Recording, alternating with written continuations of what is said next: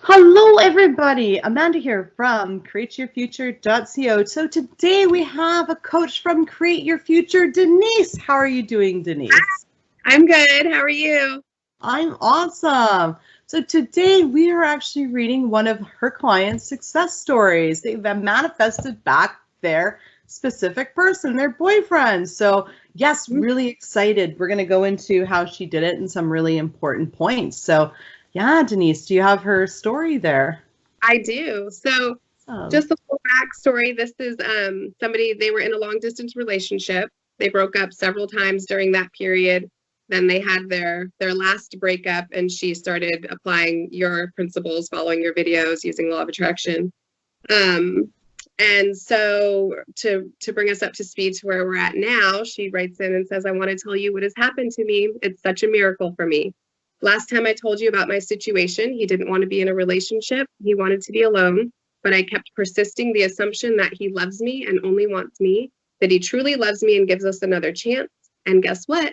My desired manifestation was getting back with him, that he'll want to have a relationship with me. We can work this out. He will love me more than before, and we are precious to each other. And I am totally in this state. He wants everything from me. He thinks we can work out. He misses me and he loves me more than before, etc.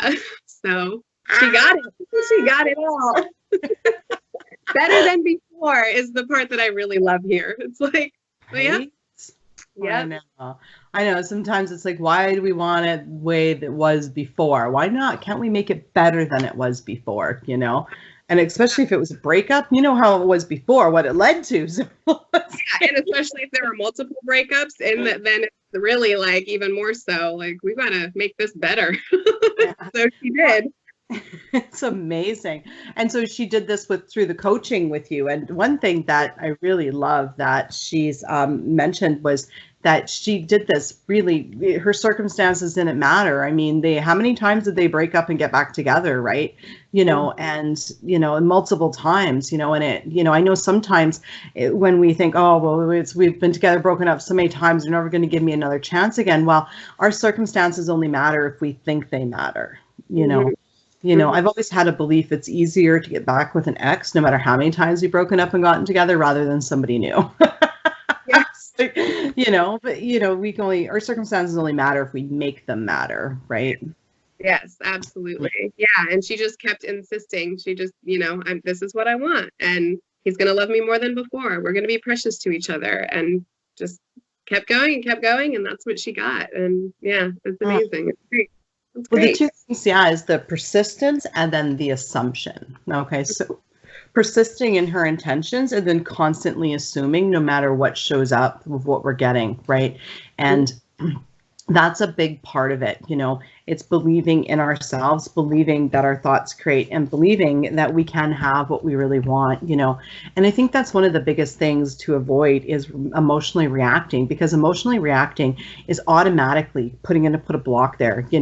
I remember one day I was going to go somewhere. I want to go for dinner somewhere. And I'm like, oh, there's going to be a huge lineup. We're going to have to wait. And I was already annoyed before we even left the house, So, I mean, right there, I'm reacting to a situation that I'm assuming is going to happen.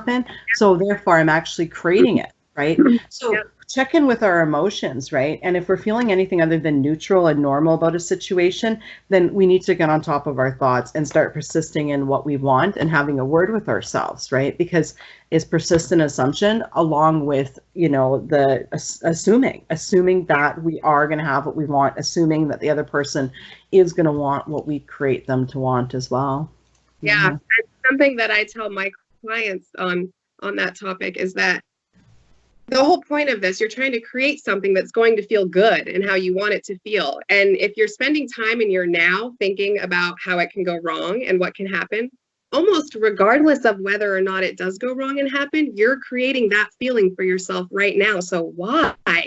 Even if we pretend it's not going to create in real reality, you're still putting yourself through the real emotions and the real feelings by thinking it, because that's what your brain does. It doesn't know the difference between the real reality and what we're thinking. So why even put yourself through that initial feeling of going through how it's going to be devastating or how it's going to not work out, when you can actually just change that story and feel super good about how great it is going to work out and how amazing it's going to unfold and how it's all going to feel. And And yeah, don't. Yeah, totally. That's amazing. I mean, you nailed it, right? Exactly. Like why even go down those roads? You know, our feelings are a manifestation of our thoughts, right? Our thoughts create our emotions. And you're right. If we're not feeling good, then we're not creating what we want, right?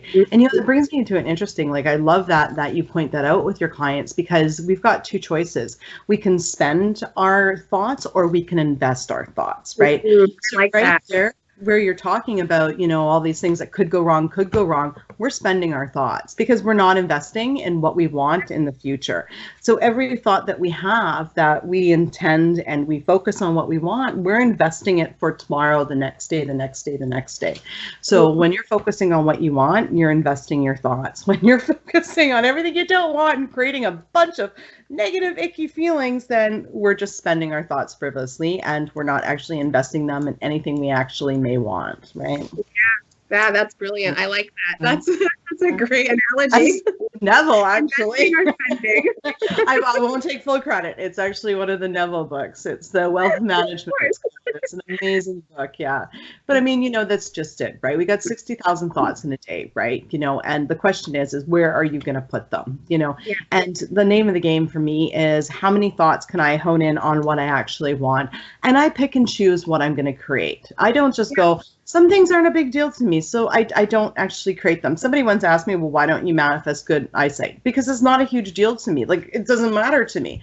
It's not something that's pressing on my mind to do. I'd rather put my thoughts in another area because we've got a limited amount of thoughts, right? And we want to put our thoughts where they count, because the more thoughts we put towards something, the more power we put towards it, the faster it's going to happen. So get clear on what you want, get clear on where you're going to spend your thoughts. It's like your time in a day, I mean, like, why do something that it doesn't matter if you do it or don't do it, right? You've only got so many hours in a day.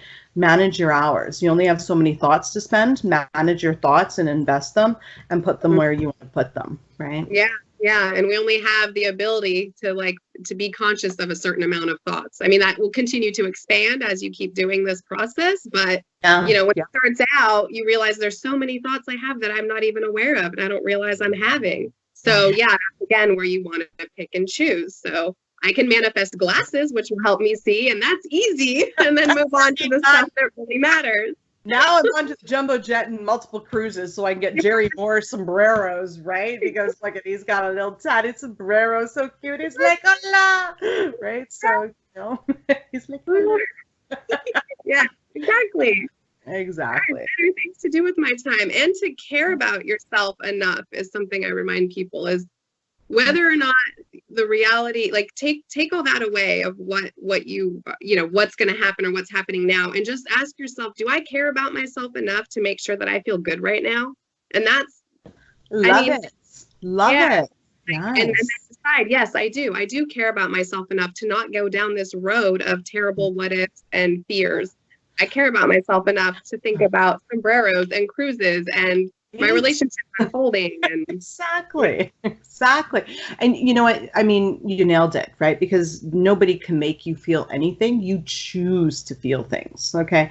I mean, that's the famous line in my house. If something happens and I don't feel good, I say, I choose to feel upset right now.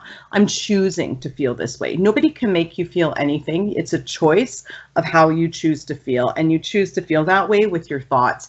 And it's self-care to, see the good in people, see the good in yourself, believe you deserve to have what you want, and that you're good enough to be and have anything you want. And, and to say, yeah, people respect me for me and love me for me and think Jerry looks cute in a sombrero.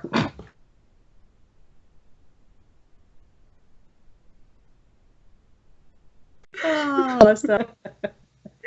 Yeah, and I think it's really important that since we can choose, to understand that that's, like, recognize that that's our power that we have. It's such a beautiful thing that we do get to choose. It's not, like, we have the choice to decide, I want to feel good right now. I want to focus on this right now. I'm powerful. I can actually disregard everything that's happening and stay in a state of feeling oneness or goodness or hopefulness and not be affected. Oh yeah, and that is 100%, what it is. It's not the destination, it's the journey. And the journey of constantly bringing ourselves back to the state of our thoughts create, Everyone is us pushed out. We are in control of our reality. We create our reality.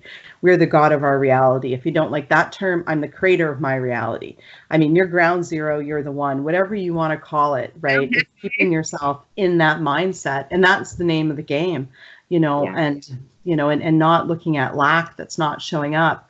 When something doesn't show up, I say, look at, no, I make the intention again. And I'm like, it'll show up. Everything else always shows up. So it'll show up. You know, and to let go of that needing, wanting, and constantly looking at the lack and getting frustrated at the lack of it not showing up. Because again, that's living from the end of not having it, right? And that frustration comes from, where is it? Why isn't it here yet, right? And shift to, no, I always get what I want. I know this works, you know, and keep doing those tiny little manifestations, because they make such a big difference, you know. I remember, I mean, me manifesting fried chicken one day was enough to just blow me away so much that I was like, okay, money block gone. Okay, because I was in awe that this chicken showed up. Like, I couldn't believe it. I was like, yeah, how's that gonna really happen? Right. And it did. And I was like, oh my goodness. I was like, whoa. I was like, it was one of those manifestations that just really hit me. And I was like, oh, okay. I'm like, if I can do that, okay, I can do that. Right. Yeah. So. Yeah. And when we're having those moments where we are looking at lack for the big thing that we want, that's when it's super important to have the other things to be able to redirect your focus. Like if you can't redirect to feeling like you are getting that big thing right now, that's fine. Find relief in knowing you can get fried chicken right now, or find, you know, and really milk those moments where you do get the little things. And then that's making room and bringing you closer to the big one that you want. So.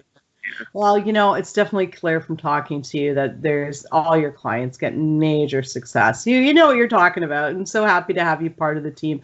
If you guys would like to be a success story as well, Denise does do coaching with Create Your Future. The link will be in the description below. Definitely sign up with her. She is absolutely amazing. And yeah, she's helping people get some major results, and we love it. We love it. That's what we're here to do. We want you guys to be successful. That's the main thing. That's why we get up every day to do this, is because we want you guys to be successful. Awesome. Well, thank you. Well, thank you everybody for liking, commenting, sharing, and subscribing. And thank you, Denise, for coming on and sharing that success story with us. Thank you. Awesome. See you guys in the next video. Bye-bye. Bye.